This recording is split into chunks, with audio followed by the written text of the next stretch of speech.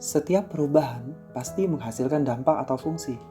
Adanya keputusan masyarakat untuk mengikuti suatu perubahan akan memiliki fungsi yang disadari atau fungsi manifest, dan fungsi yang tidak disadari atau fungsi laten. Fungsi manifest berkaitan erat dengan fungsi yang disadari dan tampak sebagai bagian dari suatu perubahan. Sistem yang bekerja menggunakan cara baru, alat baru, hingga pendekatan baru akan menyebabkan munculnya fungsi-fungsi yang nyata.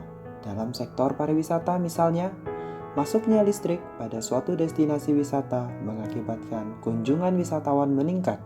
Perubahan tersebut nyata dan disadari karena sebelumnya disimpulkan bahwa rendahnya kunjungan wisatawan ke tempat tersebut karena belum adanya listrik, sehingga mengurangi kenyamanan wisatawan.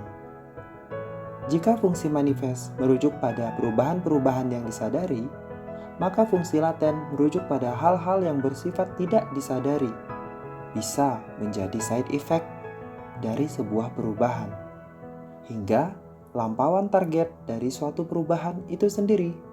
Misalnya, akibat masuknya listrik pada suatu destinasi wisata, perilaku masyarakat lokal menjadi berubah dari yang gemar berkumpul sesama warga setiap malamnya, kemudian menjadi hilang kebersamaannya karena cenderung lebih memilih menonton televisi di rumah masing-masing.